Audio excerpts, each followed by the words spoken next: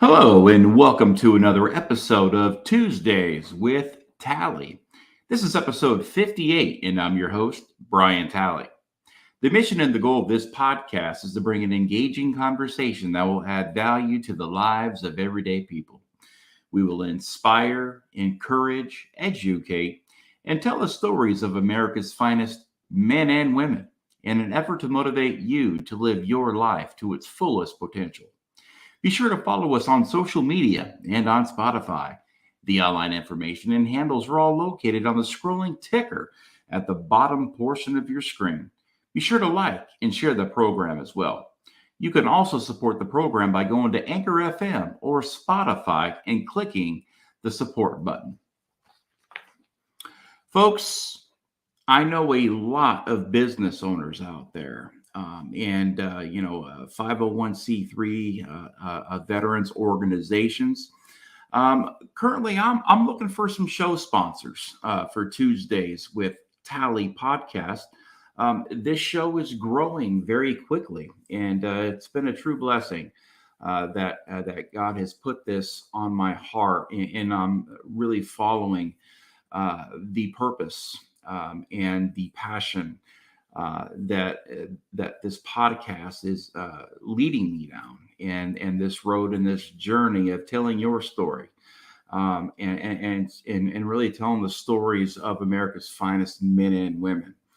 We all need encouragement. We all need inspiration. We all need motivation, and perhaps this show is helping fulfill those needs of the folks who may need it the most. This show is a very positive show. At times we may talk about bad things, but bad things happen in life. And it's how you react to those situations that will further define who you are as a person, and will really put you on that track to living a successful life once again after you've encountered some sort of hardship or just adversity in your life. Again, today is day 68 of this podcast. 68 days ago, I'm out on a mindfulness walk, and God says, you're going to start a podcast. And that was a Monday night. And that Tuesday morning, I had my very first podcast. Life hasn't been the same for me. I'm much happier now that I'm doing this. And again, it's a newfound purpose. And I'm always been a very high energy guy. But this has definitely cranked it up a little bit. Plus, it's helping keep my mind off of other things like the stresses of life, and my physical pain, and at times anxiety and depression, and those are hard battles to fight. And I believe that this is therapeutic for me, and I hope it's therapeutic for you as well. So again, we're looking for show sponsors. I will write a custom script for you, and I will get it out there on this show. I create nice content features, and I'll do everything in my power to help generate revenue for your business while supporting my podcast. Again, if you're a small business owner out there, and you're, or you're selling things, or if you're selling services, give me a call or email me today at thetallybill@gmail.com, thetallybill@gmail.com, and let's set something up. And, I'd love to get the word out there, and I'd love to improve your sales and your revenue through my voice. If I could even bring one person to the table that can improve your business, we've accomplished our goals here. But I believe that I could really help get a lot of businesses out there and get you the exposure that you're looking for in a very affordable way. I'm doing something a little bit different today, and it's something that I woke up to. it was something that God put on my heart this morning, and I want to share it with you guys.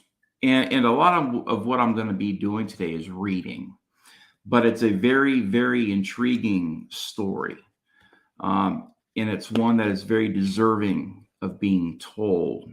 And I hope I can give it the credit that it deserves today. And I can tell this story in a meaningful way that will make sense to everybody out there that's listening to this story today.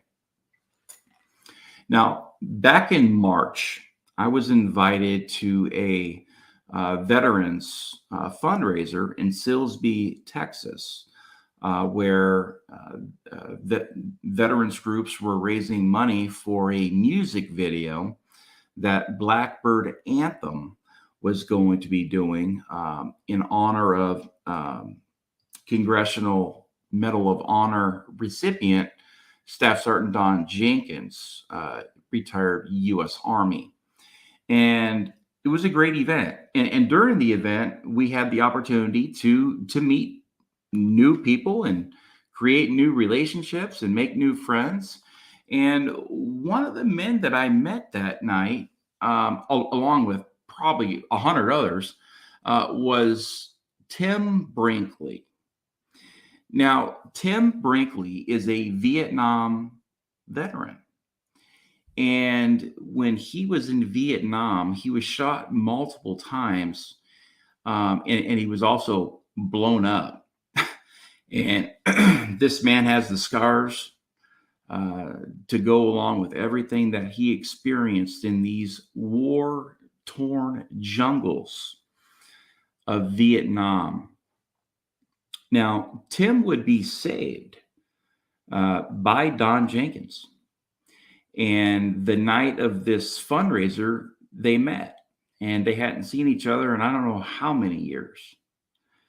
It was a very special moment for them to get up there and share a stage together and tell their stories, and tell this story of what happened to Tim and how Staff Sergeant Don Jenkins saved him, that ultimately would reward him the Medal of Honor for his bravery in action.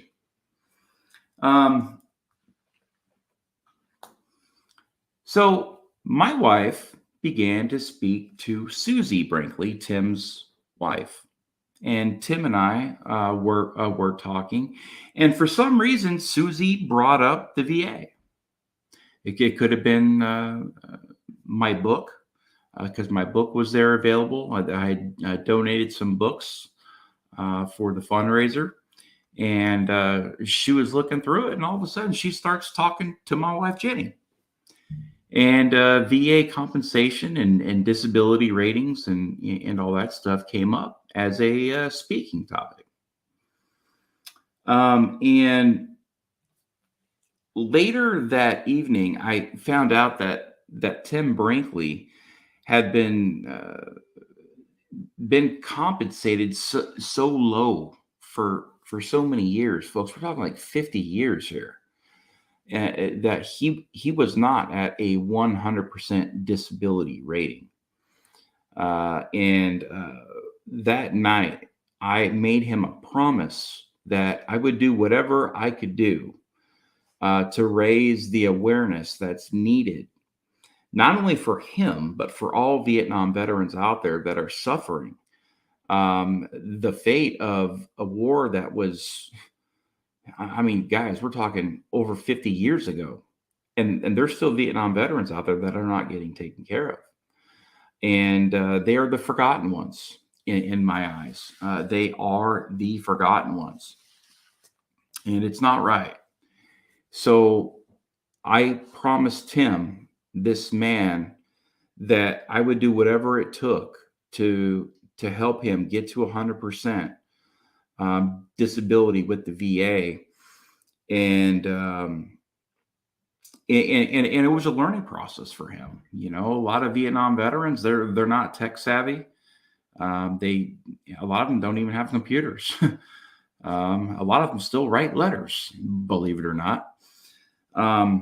So, with all of the knowledge and the experience that I have with the VA, I told him that I would be fully engaged and I would be in this all the way until the finish line. And again, I made him that promise that night. And this was in March of this year. So I don't know, what's it been, 6 months? So we got to work immediately. And the first thing I had to do was set him up on e-benefits on the VA website. And he wasn't. He had no idea that it even existed.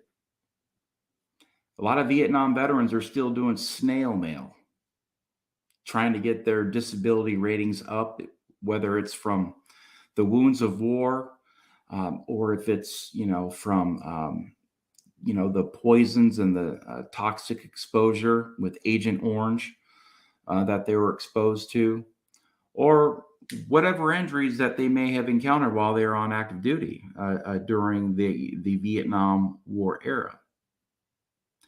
So, first things first, get them on e-benefits. Explain that whole entire process to this man and his wife.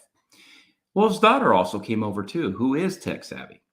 So she's the one that helped set them all up on e-benefits. And, it was hours and hours and hours and hours of communication and talking and really keeping Tim inspired and encouraged that we would get him ultimately to that 100% mark that he has not gotten to in 50 years. So what I did is, after I educated him a lot on how to sign up for these disability rate increases and really how to get this all done on e-benefits to where he could track it. He could track everything by the minute. You'll know when the VA receives your package. When they have a rater on your, assigned to your case. And everything goes fairly quickly when you are doing everything online and getting it directly sent to the people it needs to be sent to. And it really cuts down on the bureaucratic process. It does really cut down on time. Now, guys, it's still a bureaucratic process, but being on e-benefits is definitely something that does speed up the process for all veterans. Now, the first thing I told him was, hey, look, I'm not an attorney here. I am not a lawyer. I'm a veteran. I'm just a veteran. That's all. I'm a veteran that has some experience and some knowledge now in the Federal Tort Claims Act, as well as VA policy and the compensation and how it all works, and the language that folks need to understand that they need to use in order a lot of the times to get these VA ratings upped to where they need to be to compensate these veterans for their losses. And once we spent a good month working on this case, writing letters, getting those doctor's appointments established, and really creating this blueprint on how we would get Tim to that 100% VA rating. Now, what I did the following month is, after I learned a lot more information about what had happened to him and how his VA disability compensation has unfolded over the last 50 years, I was even more dumbfounded than I was that night that I met him in Silsbee, Texas in March. So I turned into a journalist, if you will, and I interviewed him, and I got a bunch of pictures, and I got his DD-214, and I wrote an op-ed. And it was published in American Military News. After it was published in American Military News, Tim would bring a copy of this op-ed to all of his appointments and say, Here's my story. And here is what's wrong with me. And here's what's been wrong with me. I was shot multiple times. I was blown up. I was exposed to nerve agent. I was exposed to Agent Orange and toxic exposure and post-traumatic stress and everything else that comes with it. So I wrote a story, and I'd like to read it to you guys. And I'll do my best here, so I can kind of still make eye contact with you. So I'm going to put it up right here on my screen. And as I go through it, I'll just kind of take the papers down. So the story is titled The Forgotten Ones by Brian Talley. Welcome to small town USA, or what many consider to be the flyover states, the true backbone of America, where patriotism can be seen and felt on every corner, from your local diner, area businesses, farms, and homes as the flag flies high and true through the prairies of the upper Midwest. The smell of home-cooked meals where families once gathered around a dinner table to discuss current events, life, or what was going on down at the local Clay County Fair. The good old days, back when life seemed to be so simple without all the booming technology, cell phones, and the distractions of social media in a 24-hour breaking news cycle.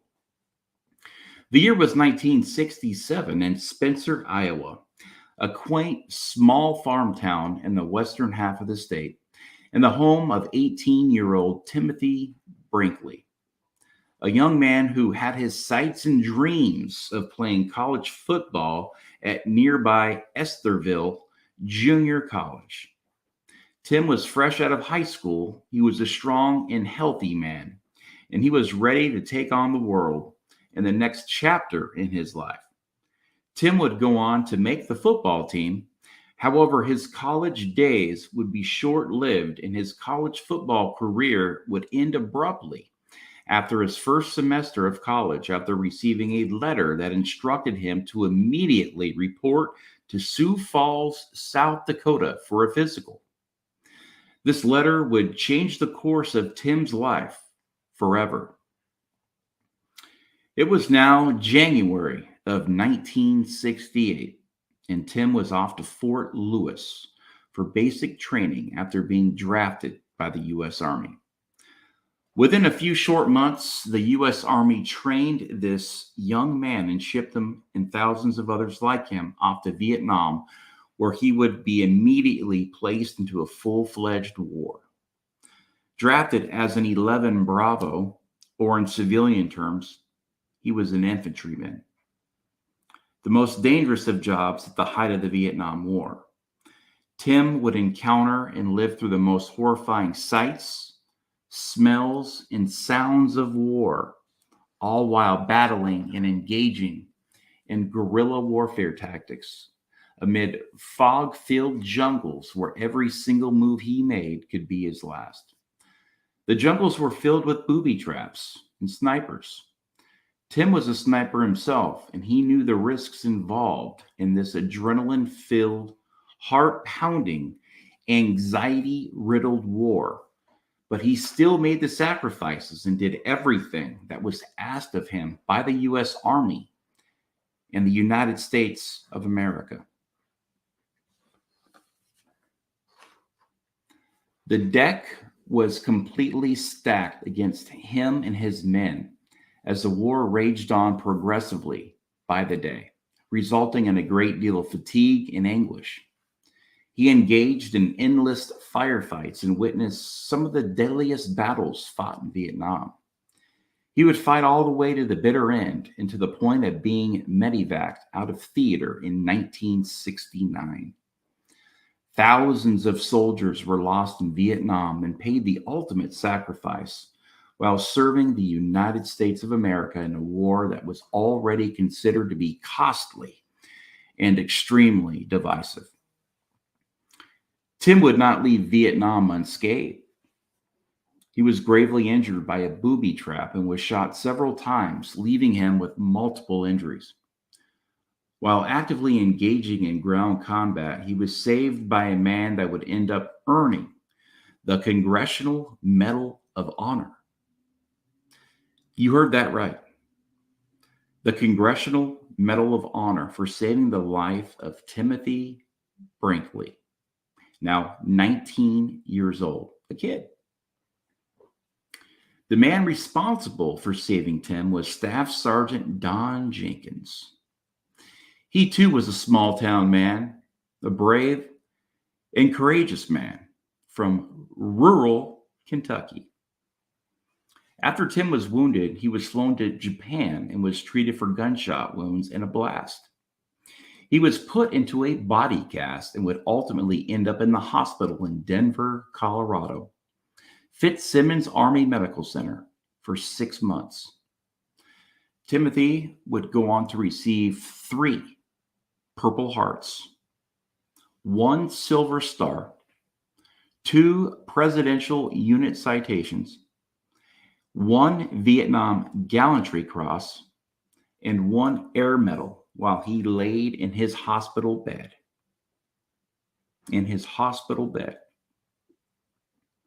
The Vietnam War claimed the lives of more than 58,000 American service members and left an additional 150,000 American service members injured. Perhaps some of the cruelest aspects of the war was when the soldiers returned home. They never had a welcome home experience after battling an extremely dangerous and bloody war. Vietnam veterans were greeted with anger and hostility. The slurs of baby killers and warmongers were chanted as eggs were thrown at some of our most courageous men and women our nation has ever seen. Everyday social life turned into self-isolation. The isolation turned into depression and anxiety. And unfortunately, the depression and anxiety left thousands of Vietnam veterans suffering from the wounds of war. This would ultimately lead them to the streets of America as our homeless population numbers would increase as a nation, and would be the beginning of what is now a generational and systemic issue that is driving the rates of veteran suicide through the roof. And the brave souls that once led this country with the utmost honor, courage, and commitment have been forgotten by a nation. They've been forgotten by a nation that has sworn to protect them. The Vietnam veteran community is an at-risk population. Many suffer from drug and alcohol abuse, homelessness, severe PTSD, tremors, anxiety, depression, and the after effects of war. Chemical herbicides known as Agent Orange were also used in the war, which contained a chemical contaminant called dioxin. Tens of thousands of people were killed due to chemical exposure. And to this day, deaths continue to claim the lives of U.S. service members. There are over a dozen health conditions that are associated and directly linked to Agent Orange exposure. Some include leukemia, respiratory cancers, Hodgkin's disease, non-Hodgkin's disease, soft tissue sarcomas, and multiple myeloma, just to name a few. In my opinion, Vietnam veterans are the most disrespected, underappreciated, and undervalued generation in our nation's history. It doesn't take much to connect the dots here and see for yourself the injustices that some of our nation's finest men and women have encountered along their journey for the last 52 years. And it's all happened and unfolded right before our very eyes. And to this very day, it's still happening with little to no pushback. Life after the war was tough on Tim. He went back to college and everything was much different than it once was back on campus. He was now a few years older than the other students, and he didn't really have any relatable life experiences with the other students. He mainly kept to himself, and when he did socialize, it was with other Vietnam veterans. He knew early on not to publicize his service or that he was a Vietnam veteran, because word on the street was if a professor found out, that would be close to an automatic F. Vietnam veterans were not liked, especially on college campuses. Just living like this on eggshells had to be tough in its own right. Then add the emotional, mental, and physical conditions that he was experiencing during this time, and it was a recipe for frustration and bottled up anger. In January of 1970, Tim received his first disability rating from the Department of Veterans Affairs. It was a 20% rating, which compensated him $43 per month.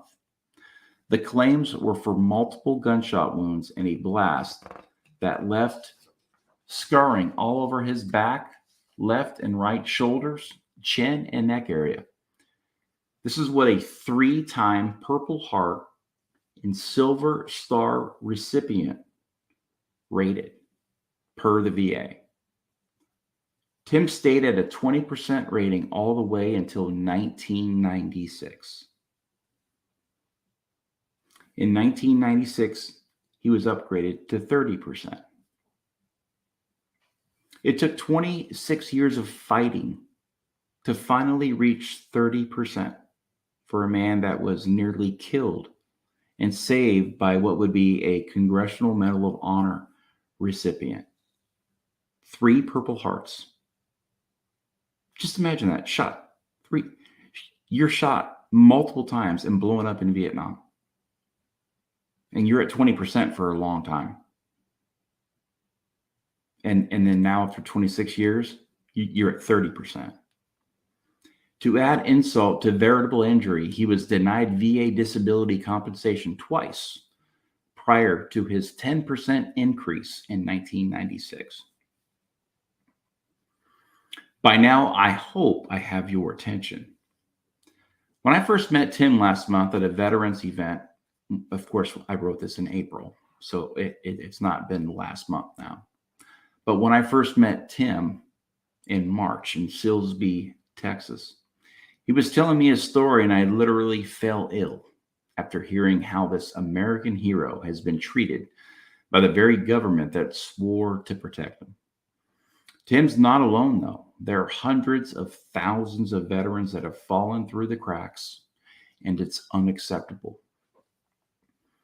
By 2001, the VA upgraded his service-connected disability to 50%. And it stayed there all the way until 2016 when he received his last upgrade, which is now currently at 60%.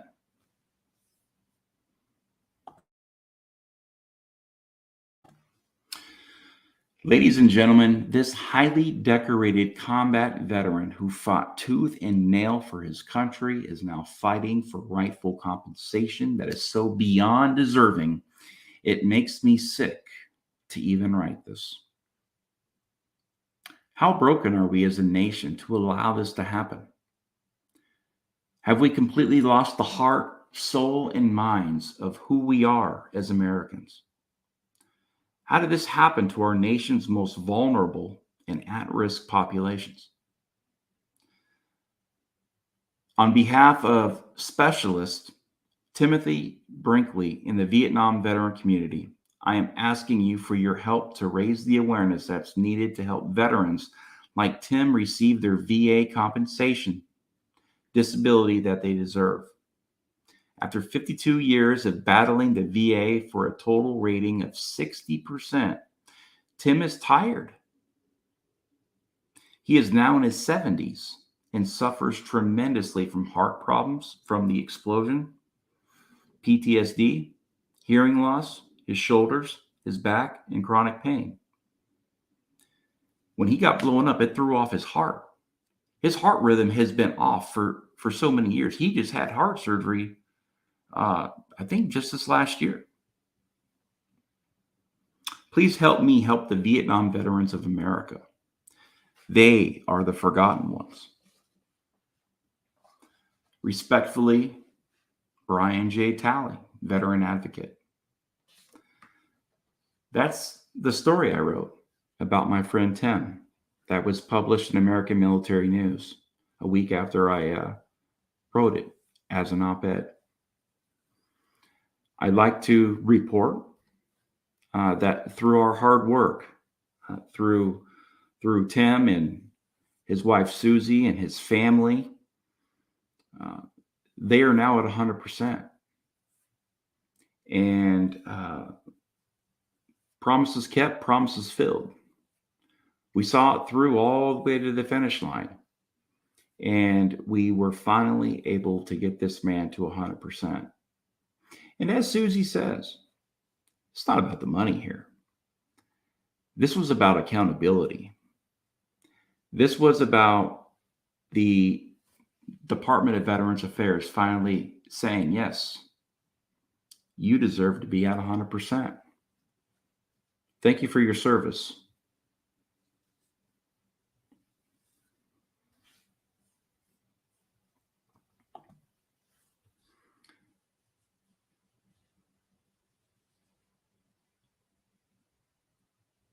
Now, I don't really know what else to say after that, because after I read that, it just it makes my heart hurt for Tim and his family, and for everything that he's been through.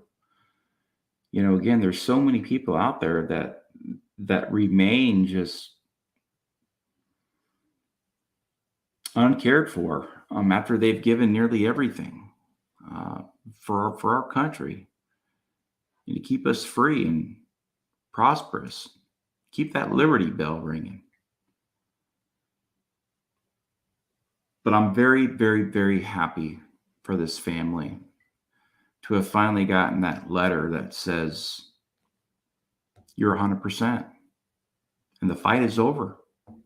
You don't have to fight anymore. You don't have to fight tooth and nail for these benefits that should have been awarded to you 52 years ago. You know, and at times they gave up. You know, there he was at 20% for 26 years. And then 30. And then 50. And then 60. For 40 years. It took 40 years to get to 60%. And then he just stayed there because after that, it was just denial after denial after denial. And then we met and crossed paths. And Tim he had met several people in the past that said that they would help him. And you know, a lot of people will say that they want to do something to help somebody, and then they leave you. And then they abandon you. But I promised him that I would help him, as I have with so many veterans out there. I can't help everybody, but those that I can't help, I'm all in. You know, when I pick up these projects, you know, I go all in. I don't have a lot of time to dedicate to saving, you know, the entire veteran population. You know, so I've got a, you know, family myself, and I've got lots of doctor's appointments, and there's just so much that my time is dedicated to. And if I don't manage that time, I won't have any time for my family, my children, my wife, my podcast now. That's given me so much purpose. And, you know, my speaking engagements that I do now, and going out and telling people about my book, you know, so I can make a living too. But Tim has become a very close friend of mine, and Susie B. Just salt of the earth people.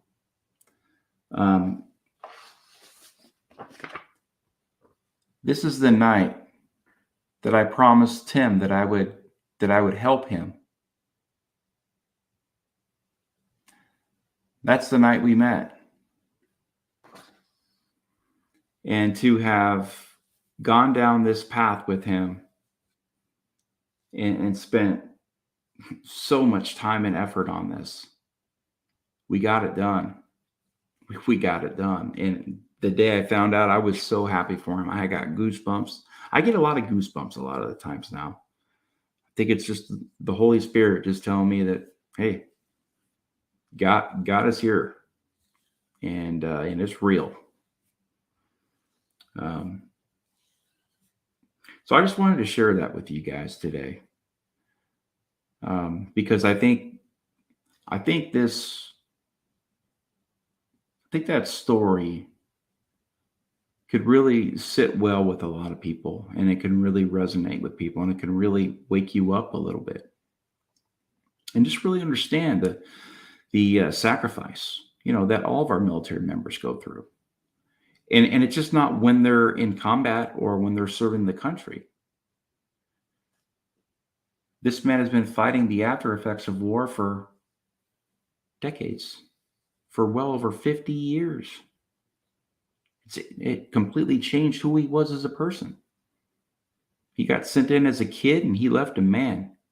He left a wounded man. And for 52 years, he's been picking up the pieces. Post-traumatic stress, tremors, heart problems, arrhythmias. Vietnam veterans are the forgotten ones. And folks, if you see a Vietnam veteran out there, go thank them for their service. Go talk to them. These folks have been so let down by so many of us. And frankly, they don't deserve it to be treated the way that they've been treated. They did what they were called to do. So,